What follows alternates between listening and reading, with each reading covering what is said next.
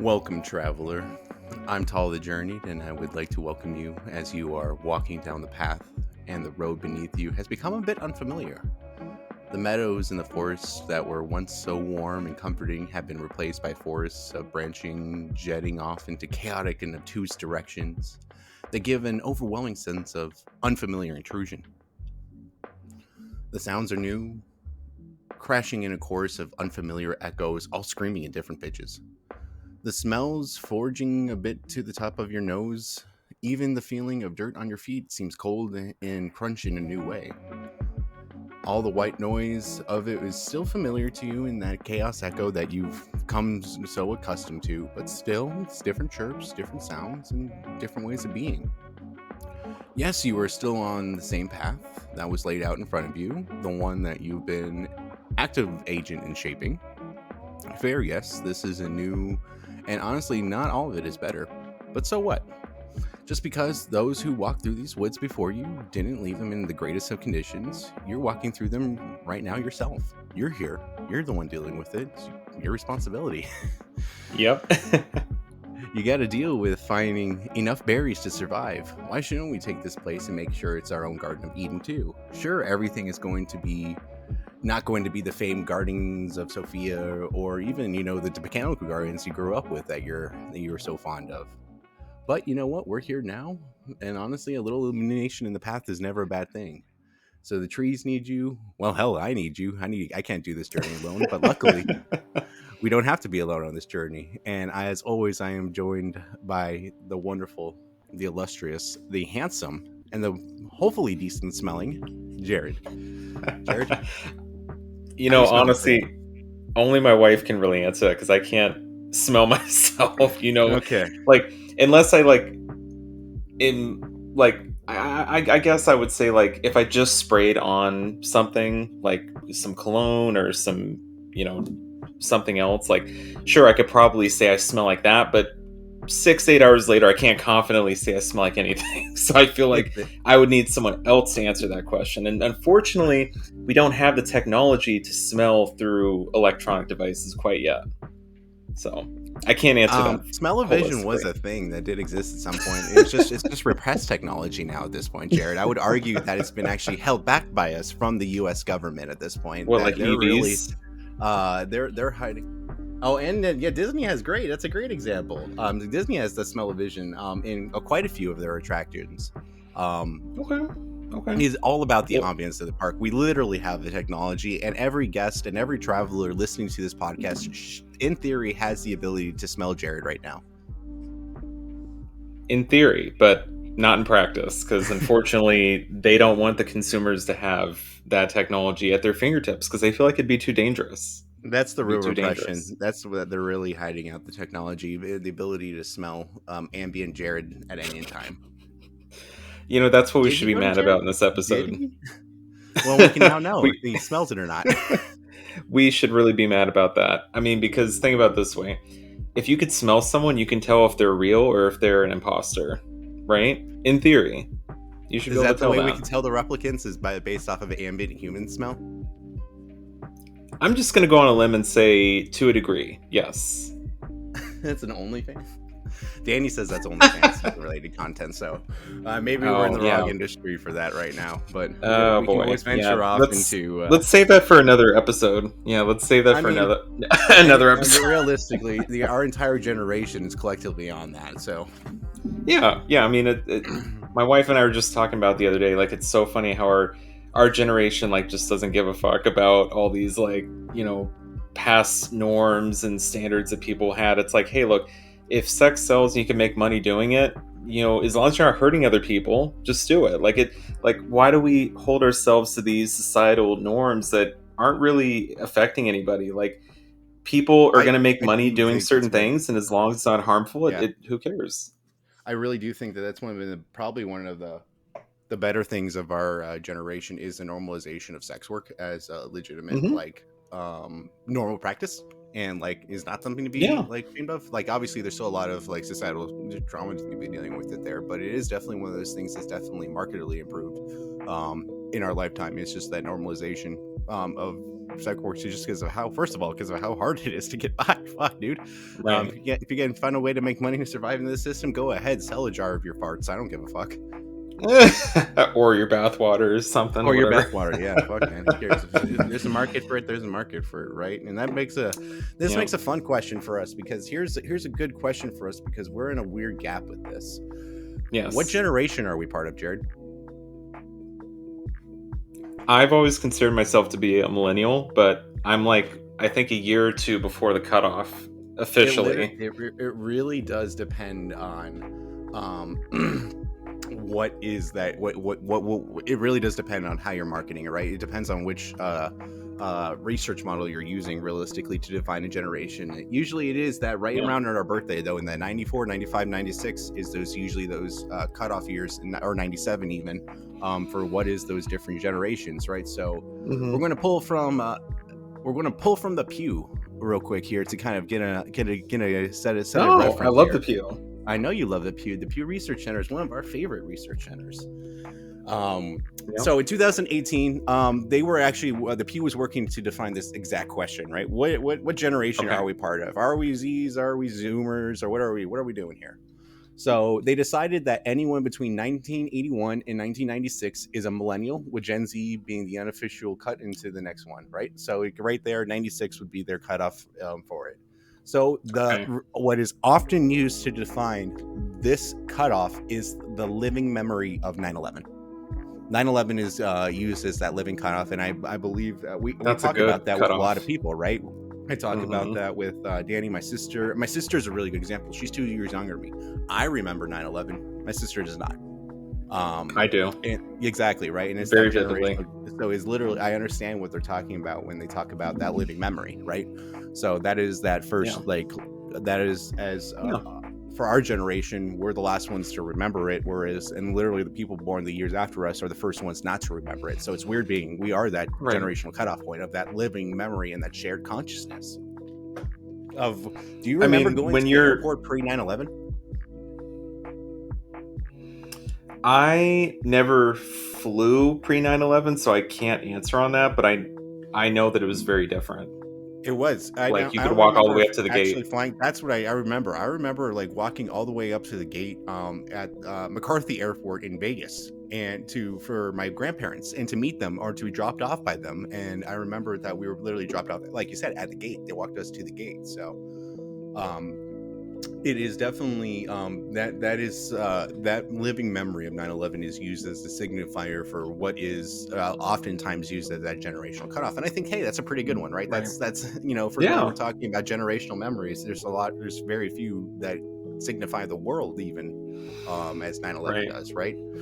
And I do have to say, I think it has something to do with the development of your brain. Like when you reach, what would it be, about a cutoff of 5 years old? At that point, you can reconcile things like 9/11. But before that, you're not really living in the real world fully yet. Like you're still in training mode. You're developing. Like I am wondering what this next generation. What was that? I said I just don't know enough about childhood psychology or memories to know where that like process is, but it's very much that 5, 6 o'clock, over 5, 6 o'clock, 5 or 6 years exactly, right? That's where that agency to remember those big events really comes into place, right? Yeah, and I mean, it makes you wonder, like, is the next major generational cutoff going to signify pre and post COVID? That is an interesting one, and we'll definitely talk about that as that generation begins to grow. Hopefully, if this podcast is still going at that stage. But the one that came after, the one that came after the millennials, right, and the Gen Z, this group is now defined characteristically at the beginning as growing up in the Forever War. At least inside the U.S. with Iran and Afghanistan, right? The War on Terror, which we are literally now just under 20-something years later, just now seeing the pullout. We just saw the pullout of Afghanistan finally, and this war but the War on Terror is still going on forever. So so they've grown up in this space, right, where they've been out. People have literally been at war their entire life. They don't understand a world where the U.S. is not at war, and on top of that, they don't understand a growing security state. is the best way to describe it, right? That 9/11 and the forever war has really grown a continuous growing security state within the U.S. And I think that for the most part, we can all agree that in the time span from when we were born in those late 90s and whatever that generational gap is in between, whether if you wanted to define us as millennials or zoomers, the world's not a better place. The world is No. objectively like it's in a dichotomy, right? We've continued to advance and rapidly advance technology at an exponential growth that has individually commoditized and made quality of life things significantly better for the global population in a lot of different ways.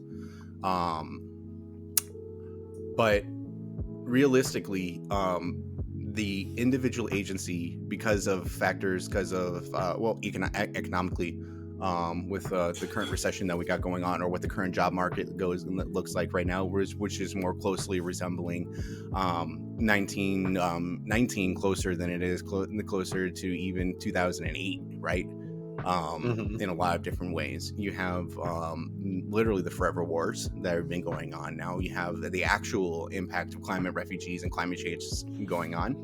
The goal is to make the world a better place, right? Every generation is supposed to be moving forward on this carousel of progress to make this world a better place, right? And so much of this thing is meant for the next generation. Well, things aren't better, and it doesn't take an analytical expert to see that things are harder and more difficult than a generation ago. Now, this is not linear. In terms of progressive social rights, such as LGBTQA, right, trans, indigenous, and land recognition, and so much more, we have made progress, right? So it is important to first and foremost say, like, it is not in a vacuum, and there has been so much amazing work that has been done by so many colorful souls, and they deserve all the credit in the world to actually make this world a better place. To be in a world where I can actually take the point and I can safely exclaim to myself that, you know, I don't fully identify as a man, and I have part of my expression that's not just within the heteronormative thing, and not have to feel immediate repercussions from them. That's a huge progress by itself within my lifetime. That is an amazing achievement and something I am incredibly proud of so many different people for. But that does not mean that everything is perfect, right? Once again, economic inequality is just clearly the norm, right? Economic stratification of this, just people suffering, is the norm in our society. Inside of the United, once again, abortion's banned. We're dealing with this. Roe v. Wade got overturned, and we're seeing an abortion ban that's going on a level that's very, very scary, right? We're seeing an attack on individual agency that is truly terrifying, right? And the removal of people's agency that I absolutely love, right? Inside the United States, organized labor is effectively dead, right? There is not, it is insane to see one Seattle Starbucks or like one main Amazon warehouse unionized is like the biggest thing in our news right now, because we just don't have an organized labor movement, right? So like, and that goes also with an organized left militia or anything like that of inequality, right? Of like a healthy gun rights movement or anything like that that's not built around this toxic, unhealthy obsession with the Second Amendment too, right? So there's a lot of these different things in this reality that we just can't catch a goddamn break, right? So this corruption in this country on a governmental scale has become so blatantly obvious and corrupt through the form of lobbying, and that it is all technically legal within the system, right? And so that no one even believes in our system and has a fundamental trust in it. We've seen that with the breakdown of the 2020 election, and then what we saw again afterwards with January 6th, and then everything like that, and the continued erosion and the continued farce in our political system, in both true farce and then just this alternative reality farce that doesn't actually make a whole lot of sense, right? Yes. So you have all of these crazy ass shit, and like, this world is just genuinely not a better place than where it was. And so, what do you think of all that, Jared? Where we got? What we got going on? Well, I was just going to say, we actually talked about that topic extensively over on my podcast, A Cup of Tea, on our Trust in Democracy episode. As you recall, Nathaniel, we went headfirst, dove into that concrete pool.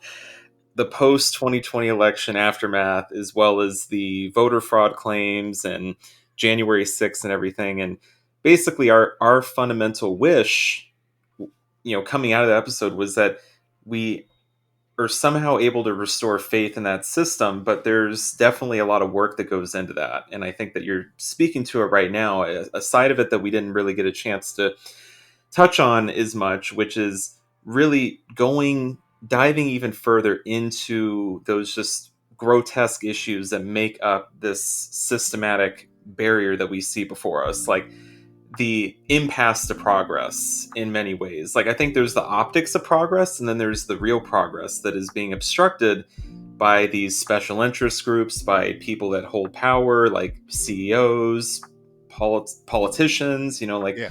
you just have these special interests, and we're not going anywhere because it's a form of collusion to make sure that we keep the status quo to an extent, because they don't want the people to gain that power. They don't want them to start to tilt the balance of wealth and equality and everything like that, because it's going to fundamentally change our society and our reality. I What do you think think of that, Nathaniel? to build up your point exactly, as you make it on, Danny, who's our lovely live audience right now, sent me a really big point that just is building off of exactly what you just said. So this is I love using real world examples to understand big numbers, because I don't that's how my brain works. And I think that one of the best things is the Big Mac index, right? You've heard of this in economic terms, all the Yes. buying power, how much it costs to buy a Big Mac around the world, right? Hmm. Here's a good example. How much do you think a Big Mac meal cost in 1980? Like a Big Mac or just Yeah. any average meal? A How much Big do you think a Mac Big Mac cost? US in based. 1980. Yeah, I'm rolling I'm up gonna to right now. guess. You and me are rolling up to McDonald's 1980 Friday night, and we're going to go car hopping or whatever, right? And I got $5 on my pocket, right? How much of that am I using to spend on the Big Mac? I'm gonna guess $1.99. 50 cents. Wow. 1980 would be 50 cents. Now in Wow. 2020, $8. $8, right? So there's the Shit. and minimum wage in 1980 was 3.10, right? Whereas in 2022, it's gone up to 3.25 or 7.25, right? So Yeah, it's that been means stuck at you could. 7.25 for quite some time. So that means per hour you were making in 1980, you were making enough money at minimum wage for 6.2 Big Macs per hour. Currently in 2022, you are making at minimum wage 0.91. You were making 0.91 Big Macs per hour, whereas in 1980 you would be making 6.2.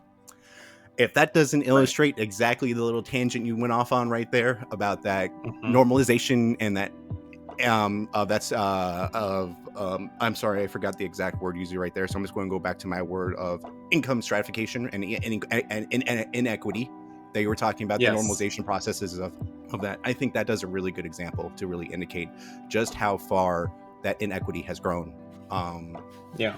in I economic agency at least. I think the word I used was collusion. Collusion, yes, And and it's intentional choices that got us here. It doesn't have to be a grand conspiracy. I mhm. want to pull back real quick, and I don't want to say Yeah, of it's some course. directive, New World Order, Majestic 12 No. pulling out the strings or something like that. But it's intentional agents by those, truly that 1% and people who were bought out and through different lobbyist groups and special interest groups making Right. intentional decisions. Right? It is intentional agents making bad faith decisions that have led to these choices. So Yes. that I think that really that's something that I know you have a lot to say about. So what do you think about that? Yeah. Well, I was gonna say I think that you illustrated a great point. I myself, I don't think it's a conspiracy either. I think it's a natural consequence and byproduct of our system, of our economic system, because when you give people the tilt of power, the balance of power, I mean, look at it in Congress. Like, what do people in power do? They self serve, they sabotage the other side. So when you have this inherent economic equality, you have people at the top that are making all the money, that or most of the money, and they make most of the decisions. They can start to reinforce each other by making decisions that continue to build their own wealth and continue to subjugate the masses that are less fortunate and less wealthy than them and have less power. So Yeah, that's how I look at it overall. I think that's why I go around describing that I'm a modern day peasant all the time, right? Because realistically, if you look at the economic system through that model and who's actually taking advantage of it, realistically, well, I'm medieval peasants had more vacation days than I did, first and foremost. That's a problem. That's a huge problem. They did. They But did, absolutely. realistically, it's that instead of it's that this the nasty side of the globalization, right? I'm firmly a believer of globalization. It's just when it's done to basically make feudal lords on a global scale, though. That's where I have a problem with it, right? Because that's where a Right. lot of people who are serving these what you're talking about in that economic stratification right there. We're not even talking about people who are making oftentimes six figures or who are comfortably well off, right? Those are not the people who are typically the problem. It's Right. those people who Right. are and those mass conglomerates that truly own just this absurd amount of wealth that, like, it doesn't matter what I do, I will always be serving just to make their lives at their whim, economically, at least from that perspective, right? That, like, it's just this feudal Right. system to serve people who are again that rich, right? These people who don't pay taxes, these people who I literally do backbreaking work for just to make enough money to exist and survive, not even thrive, just truly survive, right? Just trying to give by paycheck to paycheck, and making sure I have enough on my plate to feed my family. Yeah. No, those are all really good points. And the unfortunate consequence of this whole situation is that you do have the left side of the political spectrum in the United States that's really fighting to increase the minimum wage, to pay workers more money as they deserve. The problem is that we all know, like, that a lot of these leaders, quote unquote, a lot of these people in positions of power, once they're forced to pay people more money, they tend to pass that cost down to the consumer. And this is a mechanism that I hate, because honestly, it should not be that easy to just go ahead and pass it on to the consumer and not take any out of your own pocket. Like, you have such an imbalance of wealth, such a wealth inequality, that it's honestly bullshit that they get to do this, because we have no choice but to pay for these products, these goods and services. But these companies can also collude to raise the prices. So I'm not arguing for, like, a complete demolition of capitalism as we know it, and, like, completely demolish everything. It doesn't necessarily I have to mean, be that way. if you want to talk about some of my fantasies now, we can get into some exchange about new economic models. We can start I talking. mean, we were talking about the whole OnlyFans thing. Like, we're going down a different fantasy Yeah, rabbit hole now. we could talk about a couple different. If you want to talk about a whole nother dream palace of worldly pleasures with new economic systems that aren't based inherently Well, around the agency of my capital. Ooh, we baby. did talk about resource-based economy over on ACOT as well, on A Cup of Tea. Yes, But yes, we but did. I'm sorry I had to put two plugs in there to two of my other episodes that you collaborate on with me. So I think it's very fitting. This episode's kind of tying the knot on those two together. But I mean, basically, all I'm saying, Nathaniel, or all I'm saying is, what are we going to do to, like, somehow prevent this mechanism from taking place? How are we going to keep those in power accountable so that people can close the gap? What do you So I think think about that?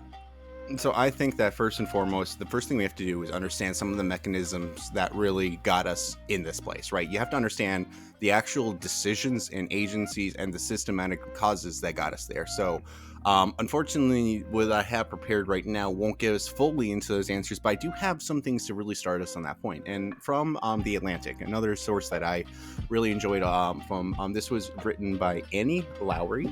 And it was Okay. it was written just at the beginning of the pandemic too. So this was back in 2020. Okay. For the most part, kids of the 1980s and 1990s did it right. They avoided drugs and alcohol as adolescents. They went to college in record numbers. They sought stable, meaningful jobs and stable, meaningful careers. A lot of good that did.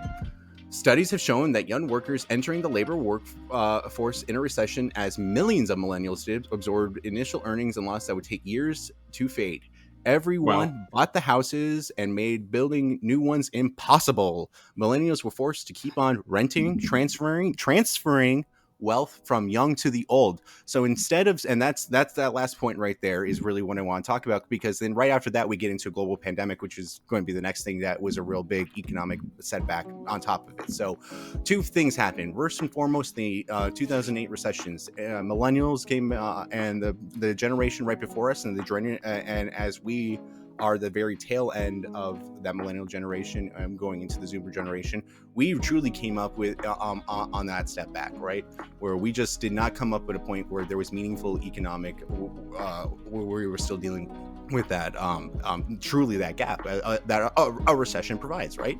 It doesn't have to be through any one agent, but we understand literally the bad agents that did cause the 2008 recession got no punishment. It's very well known. Very well known. Well, they were bailed out. They were bailed out. Quite literally. But the thing, but then it's talking about a mechanism right there. Millennials were forced to keep on renting, transferring wealth from the young to the old. This is one of the actual very critical mechanisms that's kept the power dynamics continued in the same situation that they are. That this is the direct step that millennials and the generations therefore after have fundamentally not had the previous generations in this country have had.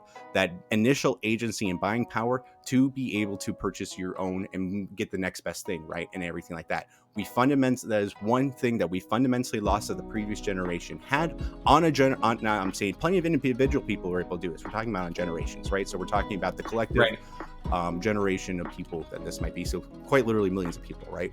So on that scale, we have one step back. And on top of that step back, continue to perpetuate the same system that we got going on, continuing the same transference of wealth. So instead of being able to have a new generation of agency and people be able to take those next step of wealth and agency within our system, because our system is so inherently built around economic agency, not just all the other forms that make me an individual agent human, but economically specifically. Without that, they weren't able to make the same systematic changes or advances. So we're still now dealing with that. Yes. So this transfer of wealth is quite literally one of the biggest, most powerful tools and mechanisms that has left millennials in a worse off situation and in a place where the world is continuing to just get worse around them, and without the agency to effectively do anything within that model. Right. You're absolutely right, Tall. And I mean, let me tell you that I think it's very clear that society wasn't built for our generation.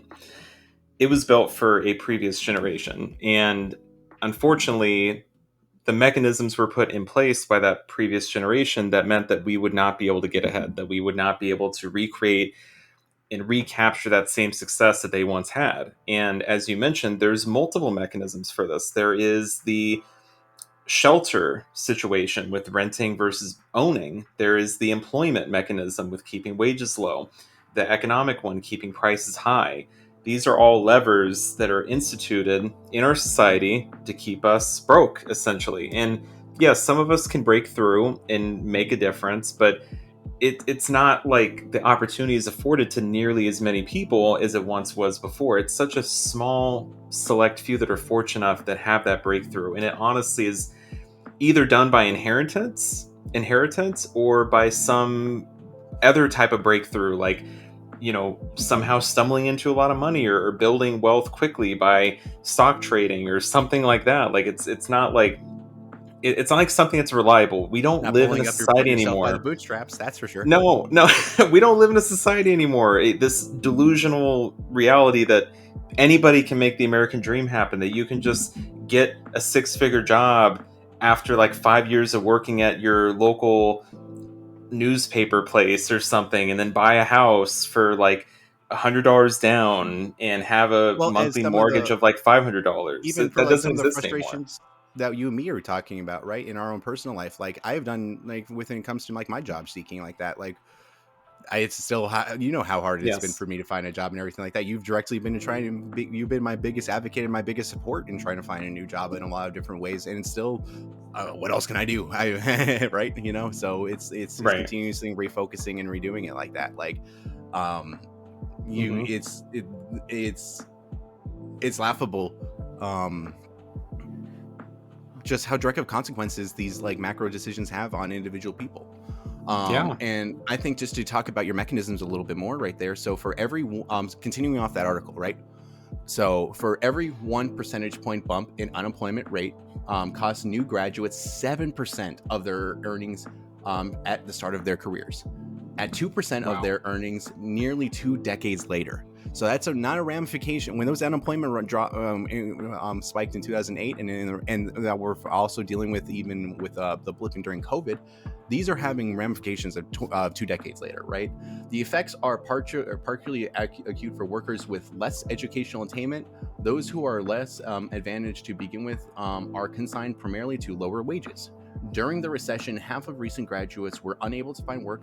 The millennials' formal unemployment rate ranged from as high as 20 to 30%. High rates of joblessness, low wages, and stagnant earning trajectories dodged them for the following decades. So again, not just Mm-hmm. from during that initial recession. I believe we were out of that recession within like 18 months or something like that, according to economic terms or something like that. But for the next 10 years, then we're Yeah. still dealing with these current wage cycles, right? Crummy wages collided with cost of living crisis and heavy debt loads. We all know about the debt loads and how even the Yeah. $10,000 that was used as debt relief is still did not change the system at all to actually deal with the reoccurrence of this debt, right? But hey, whatever. The cost of higher Right. education grew by 7% through the 1980s, 1990s, and for much of the 2000s, far faster than the overall rate of inflation, leaving millennial borrowers with an average of $33,000 in debt. That is the average again, is just $33,000, which means that a lot of people are a heck of a lot worse. Wow. The returns Yep. on that investment have been dubious, particularly for Black millennials. College wage premium the college wage premium has eroded, and for Black students, the college wealth premium has disrupted entirely. While struggling to pay down their student loans, millions of younger Americans have also found themselves shut out of real estate market by housing shortages and by attaining sky high prices, right? We all know what the housing market has been doing the past decade. It has been Ridiculous. insane. Rich Yes. boomers bought the houses and made building new ones impossible. Millennials were forced to keep on renting, again, transferring the wealth, right? So those are, again, what you were just describing of, again, some of the exact mechanisms that are keeping these people, and what we talked about Yeah. with some of my individual frustrations within the stock market.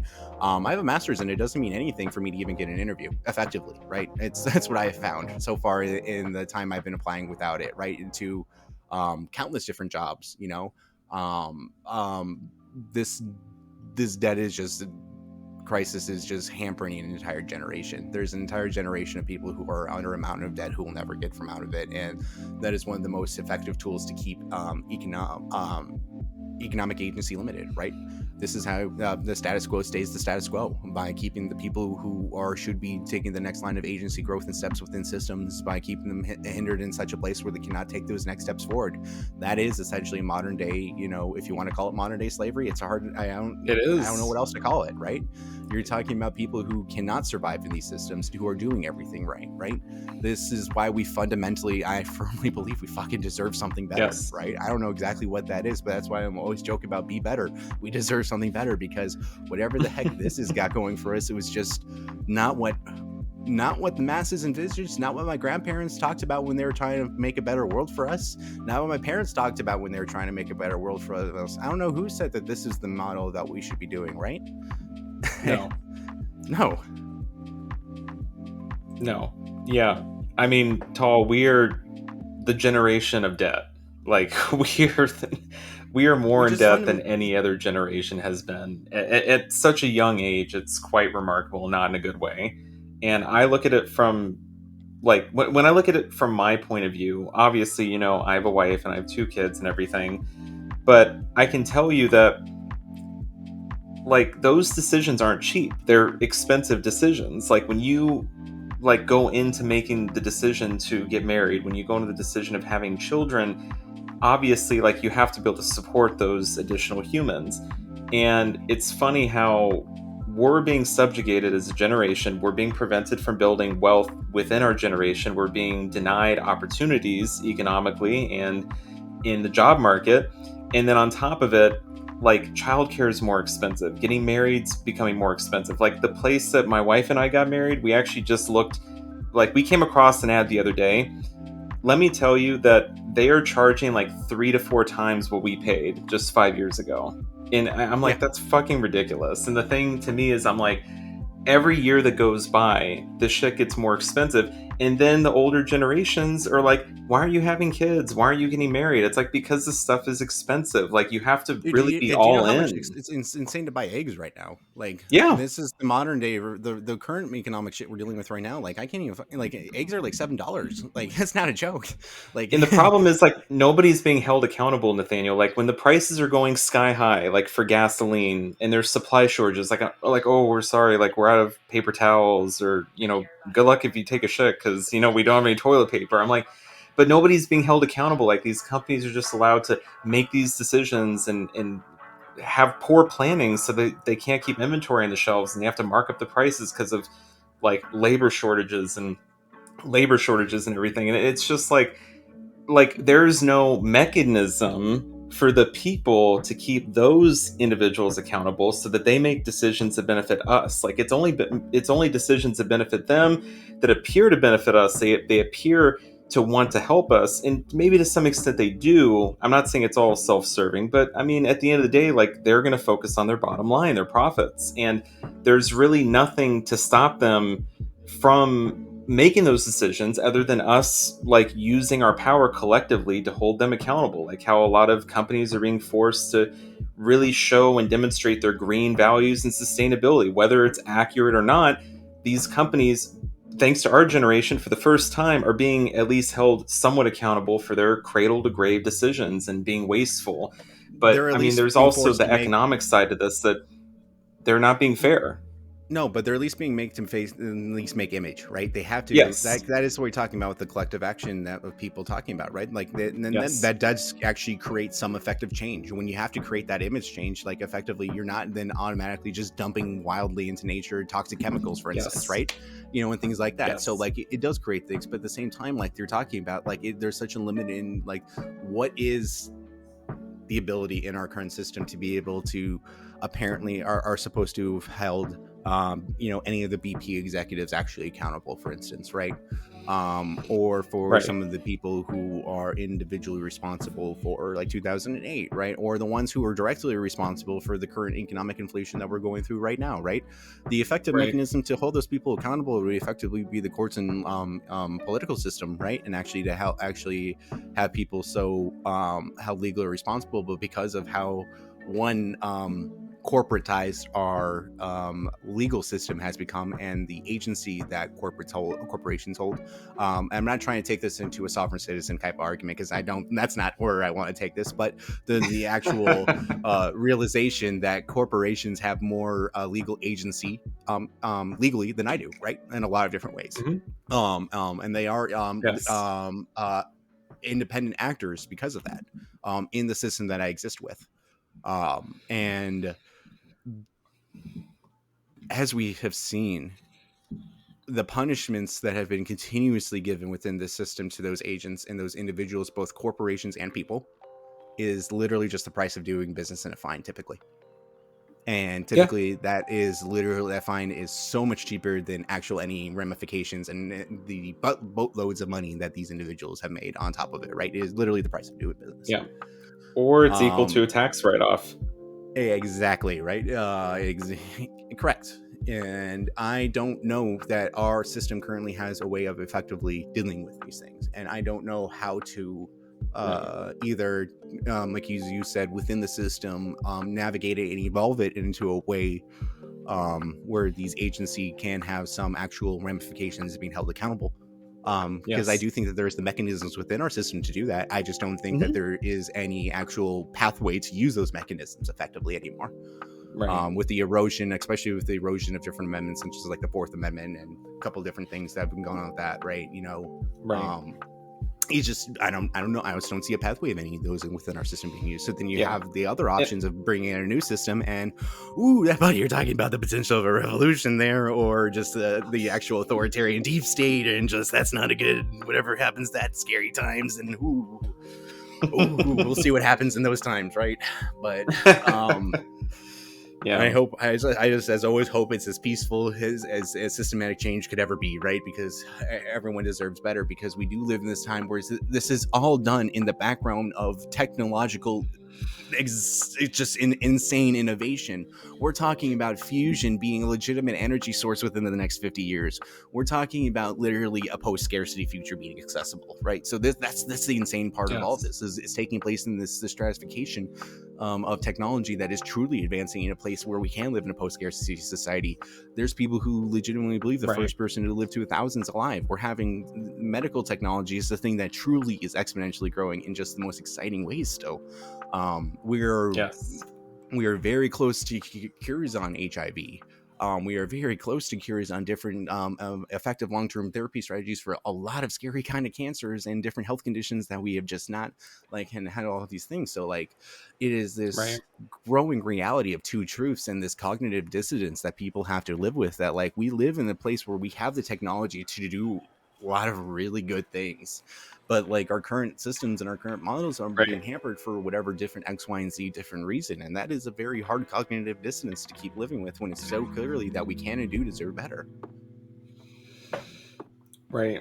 I think our society, Tall, is at a tipping point, and we can either choose to go backwards or we can choose to go forwards. But the problem with going forward is that there are barriers, as we've discussed, to economic progress, to sociological progress, like societal progress, all these different areas.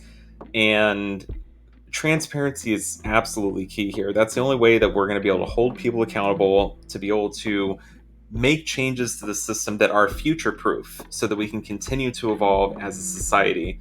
It can be quite challenging, but I mean, again, I will say this also. I don't know what the answer is specifically. I cannot say that. But what I will say is that the system, to an extent, is broken, and I think that you'd have Yep. to be like you'd have to have your blinders on to not see it, because it's very apparent in the price of eggs, in the wages that are being offered, the jobs that are being offered, the way that the environment is being treated, the energy sources which we continue to select and not select, the investments we continue to make versus not make, as you've indicated, Nathaniel. The investments are there to an extent. There is progress being made, but it's not enough. Like we don't have enough Mm-hmm. momentum in the positive direction. Incremental change will be the death of us. Yes, and the death of society, and the heat death of It will. society, potentially, as Yeah. you've alluded to. Like we're And the not. inevitable heat It's death of the universe is not overnight. It is through incremental change.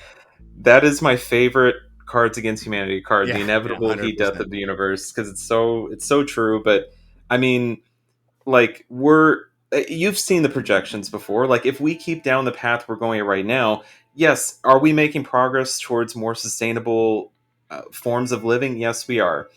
Sustainable modes of living, we are. But at the end of the day, like it's not happening fast enough. We're still going to hit that red line, and unless we make a drastic course correction, like now, like we're going to be totally fucked. And it's just not. It's not cool, because we have the potential to make the decisions. We have the technology. We have the infrastructure. Like we have the money. We just And don't that's do the it. big thing. And that's the thing. And that's where, as we wrap up today and we move into some of those kind of potentials in our next episode that we'll do together here, buddy. I really want to Hmm. signify is we can be better. It is possible. Yes. It's going to be a heck of a lot of hard work. For instance, of course, as the UN just declared that I believe they made a new climate proclamation, right? That 30% of all the world's lands needs to, within every country country has to have 30%. All the world has to have 30% of their lands has to be dedicated to sustainable practices or wildlife or with biodiversity reclamation, right? Now addressing the biodiversity issues. So, like you said, yes, there is pathways forward, and it's going to take a heck of a lot of work. We do deserve better, though, and we do deserve better than an eco-fascist future. And that's something that we'll get Absolutely. into as we start talking about in the next episode that we do here. But you're right; it's fucked. There is no other way to say it. And I was joking Yeah. the other day that I'm pretty sure "fuck's" my favorite word because it's, or at least my most commonly said word, because this shit's so fucked. But we will see that like it's not all just doom and gloom. The system, we can exist with the cognitive No. dissonance that this shit is fucked and that we deserve better, and that it's going to be a pretty dicey future. But that doesn't mean we can't get through it, because Yeah. fuck, that's what we do as humans, right? And it's going to take a lot of things outside of you and me. It's going to take a lot of collective action and a lot of beautiful souls who are going to create some Right. things we can't imagine, right? Hmm. It's going to take people stepping up in a whole lot of individual ways, right? It's not just any one person. No, we should move past that great leader stage of history, right? There's no one person that can do this. Yes, there will be a lot of really cool figures, and hopefully some cool, really bitchin' stories come out of what these transition times, right? And Yep. hopefully we have some really positive portrayals of some really mythic new realities and some pretty cool folklore, right? Like any good story, right? But at Yep. the same time, I hope that's through every individual person telling it in their families, because that's the whole point, Yep. right? Is that we can actually do better in the system and create a new system or evolve it, whatever it needs to take to actually make a better future for us and actually have something better where we do have those next generations to talk our folklore down to, right? Because that is Yep. ultimately what we're talking about, especially with some of the problems of climate change and sustainability and human development. And we are talking about our future generations here, just as we are trying to figure out how to make our generation have any agency at all. So, Yes, as absolutely. as always, my love, Jared, it's been a pleasure to have you here. Is there any final remarks you would like to say for the wandering traveler? Traveler, let me tell you this. Call me a cautious optimist, call me naive, if you will. But despite the bad actors in society and despite the power struggle, I still believe in the good of humanity. I always have been a humanist. And that's why I believe in us. That's why I believe in the people that I choose to surround myself with. That's why I believe in the positive energy that can be exuded by others in society, the collective good, the collective subconscious doing good and thinking good. So it's going to be a struggle, it's going to be a fight, but it really, it just like how one vote can make a difference, one positive action can make a difference. So don't be swayed by those bad actors. Don't be swayed by self-serving decisions and selfishness. Let's go ahead and continue to make progress and march on forward to a better future and a more sustainable and equitable future for us all. And as always, Tall, thank you for bringing me along on this beautiful journey, being amongst the leaves and the path that just looks so strange today. But hopefully, we'll get it figured out, and it will look a lot greener next time. Well, you know what I can call you, Jared? Beautiful. What? Thank I can you. call you beautiful. I think you look quite handsome yourself in that sweater. So Oh, thank you, buddy. I appreciate that. And as always, traveler, even though the path might be a little strange right now, that doesn't mean it's not beautiful, and it doesn't mean it's not full of the same potential as any other part of the path that we've been walking. It doesn't yes, change your self-worth. It doesn't change the fact that you're a magnificent, wonderful, badass bitch. It doesn't change the fact that you're not a resilient, colorful god or goddess or divine jelly, whatever you identify as. You are that amazing entity, right? And you are enough, and you are worth it, and you are loved. Thank you very much.